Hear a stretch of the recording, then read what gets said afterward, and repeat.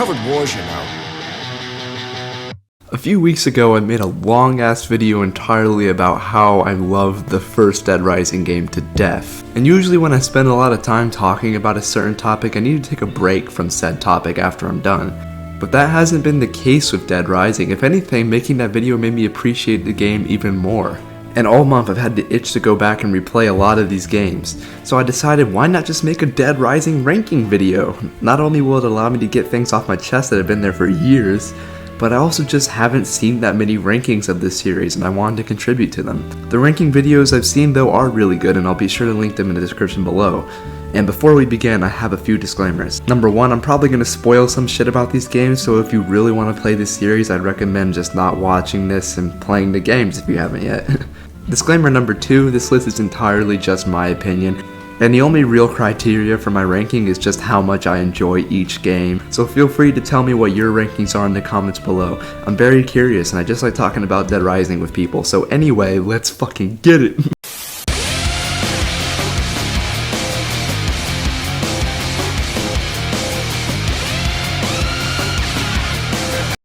I've covered wars, you know. In last place I have the original Dead Rising. I'm just fucking joking, y'all. It's chop till you drop.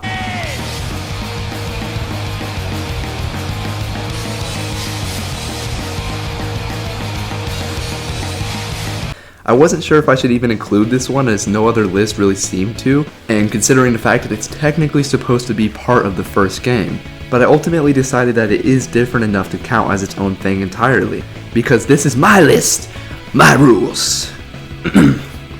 Anyway, aside from being more watered down than a McDonald's Coke that's been sitting out for an hour, this game also commits the unforgivable sin of just not being that fun. The novelty of killing zombies with the Wii controller wears off a lot quicker than you would think. That might be in part to the fact that this game barely feels like Dead Rising. It feels like Resident Evil 4.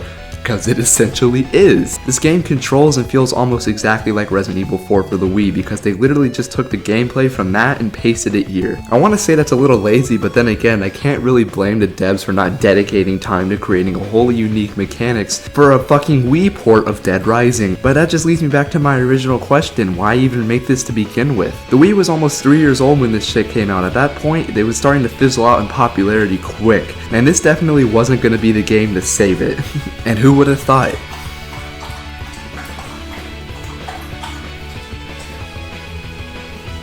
Alright, and who would have thought that this game severely underperformed compared to what they wanted it to make? This game's existence has always just been kind of baffling to me, and I had the least amount of fun playing it for this video, and you know you fucked up if your game is worse to play than Dead Rising 4.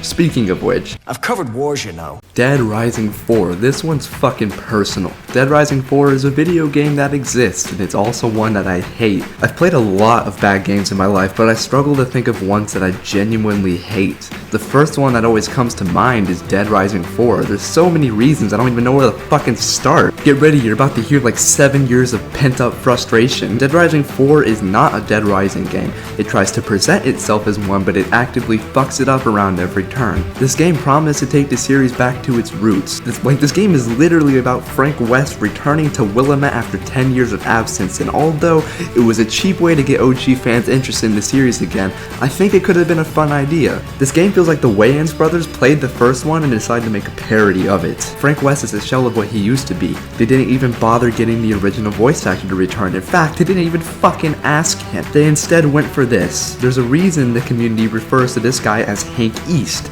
Because he's not Frank, and he was never fucking gonna be. I'm not a violent person, but if I was locked in a room with the dude who made this creative decision, I can't promise I wouldn't tickle him to death. Because what the fuck, man? Why? This game also completely eradicates any serious tones or messages that the series might have still had at this point.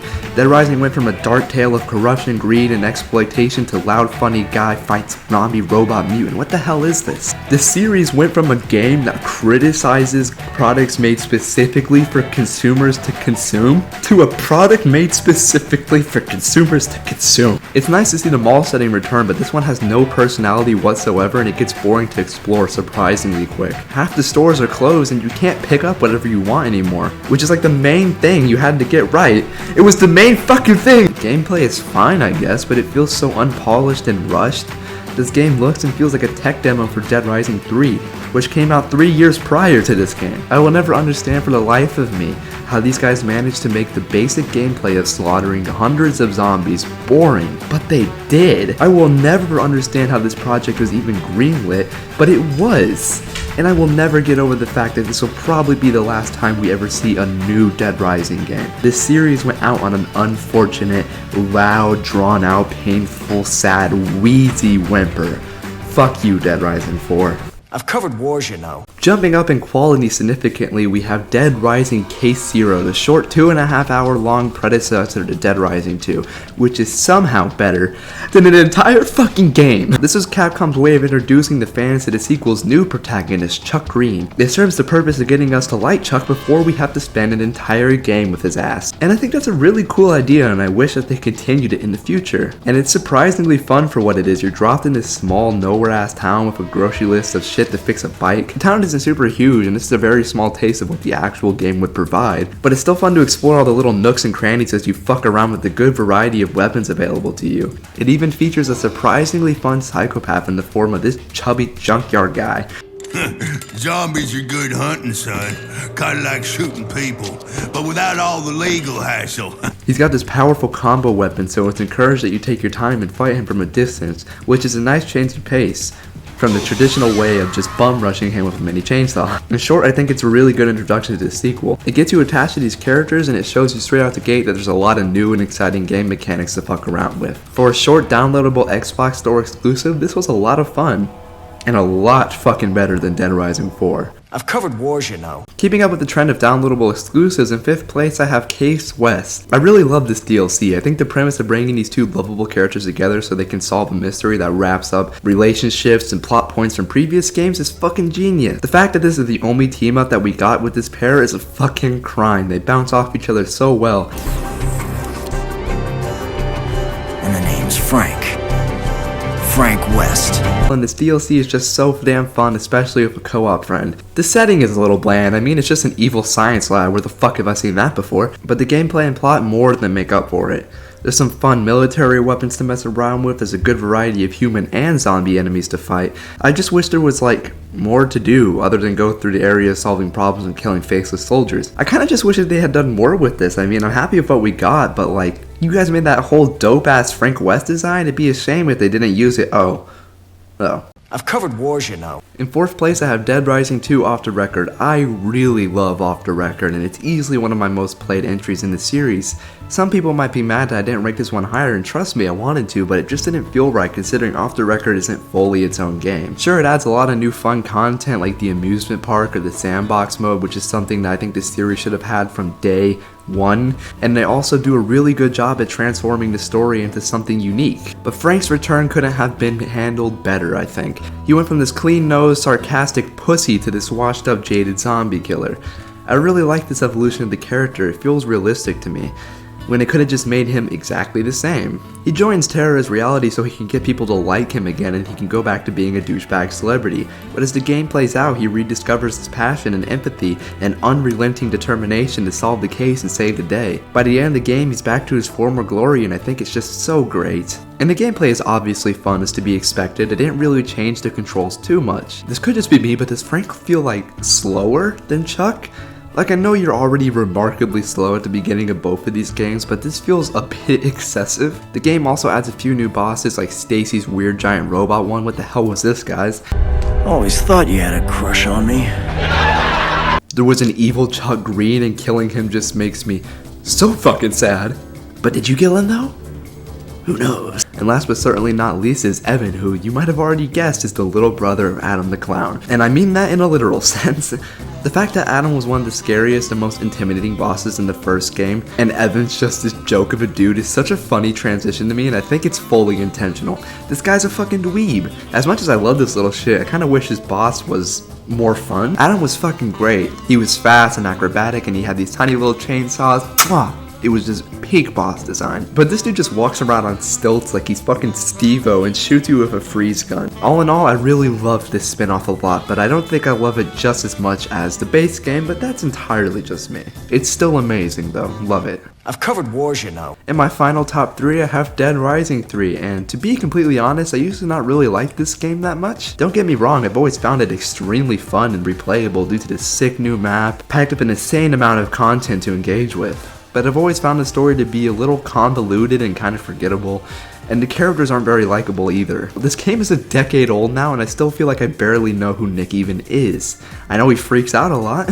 I also never liked how this game really sidelines the original horror tone in the first 2 games. Sure, it's still there sometimes, but it's never nearly as effective as it was in the first one. Instead, they focus more on the funny, crazy factor, which is like fun and all, but I kinda miss the spooky shit too. I also have a few other nitpicks, like the fact that they abandoned the iconic mall setting in favor of some random ass city. It's nice to have so much to explore, but it feels a little superficial at times due to the insane amount of roadblocks and occasional copy and paste building interior.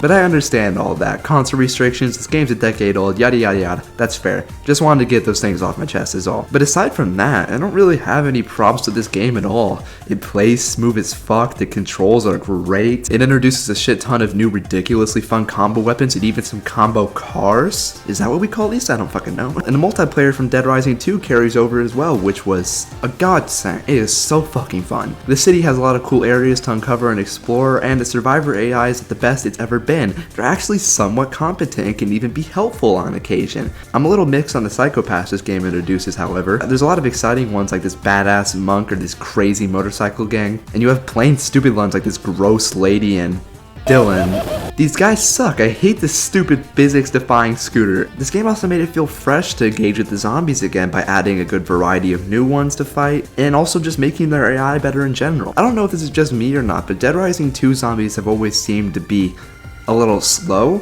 Like, you can just stand in front of them for seconds on end and they'll do nothing. It's hilarious. But here they're actually somewhat of a threat again, especially in large numbers, and holy shit, I will never not be impressed of how many zombies they managed to fit on screen. It's simply amazing. Killing them also feels better than ever due to the sheer endless variety of ways to go about it. I remember seeing this game's trailer as a kid and shitting my pants with excitement, and I can gladly say for the most part Dead Rising 3 lived up to that hype, and despite the few problems I may have with it, I think it's a good sequel and a damn great zombie game. I've covered wars, you know. In second place, I have Dead Rising 2. I know this is really gonna piss some people off. I know Dead Rising 2 is a lot of people's favorite, and I can completely understand that. It's amazing. It would be hard to say for sure, but if I had to guess, this is probably my most replayed of the entire series. As soon as I randomly found out it existed on YouTube as a kid, I was bound and determined to get and play, and after a while I finally did.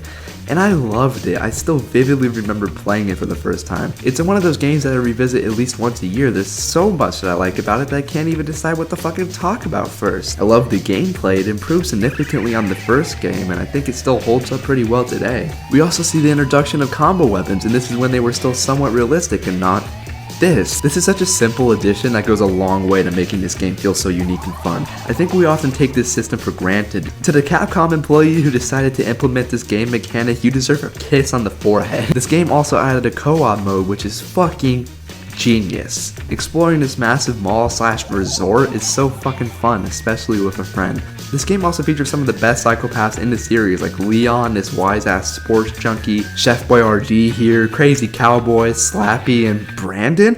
No guys, don't worry, this isn't me, he spells it differently, see? He spells it differently, you guys. Don't ask why my name's spelled with a fucking E, okay? That was my parents' idea. It was either that or Chandler, and yes, they were gonna name me directly after Chandler Bing. Rest in peace, Matthew Perry, you will be missed forever. There's also new enemies like these annoying thugs who are really fun to harass, and later in the game we even meet these fucks. Yeah, I'm good. Fortune City is easily one of the most exciting and fun locations in the entire franchise. I still prefer the simplicity of Willamette Mall at the end of the day. There's so much to do. You can gamble, drive cars, mix drinks, ride bulls, so much shit. This map's also really big for what it was at the time, and it's packed with so much fucking detail. I've been playing this game for years, and I'll still occasionally get lost and have to pull up the map to remember where I am. It's just that fucking big. Sure, this game's a little more goofy than the last one, and the story's a little But that tone of dread and uncertainty is still very present in this sequel, and despite how some people may feel about him, I've always loved Chuck Green. Sure, he's not nearly as interesting or well written as Frank West, but god damn it, he's such a respectable and straight up lovable dude. That's almost hard not to like him straight out the gate. And I love his corny puns, man. I'm tired of pretending I don't. I saw what you did there. Chuck Green is a good-hearted man who will stop at nothing to save the day and protect his daughter. And guys, I usually don't like kid characters that much, but I've always liked Katie. But why the fuck can I give her a pet tiger? That shit does not seem safe. I've covered wars, you know.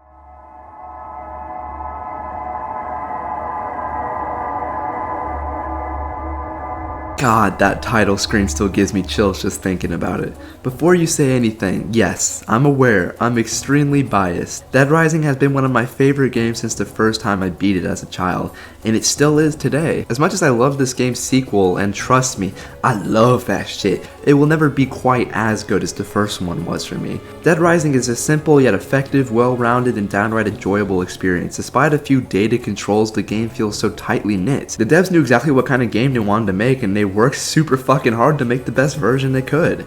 I'm still impressed by the amount of zombies this game could fit on screen in 2006. I'm still amazed by the insanely large map and the attention to detail inside of it, and I still can't believe how fun and engaging this game feels when I've had like 80 playthroughs at this point. I love this game and I always will. I could easily talk about it forever. Hell, I did a few weeks ago, so if you're interested, there's plenty more where that just came from. But with that all the way, here's one last look at my ranking. Again, please let me know yours in the comments. Thank you so much for watching, and I'll see you next time with a video about something completely fucking different.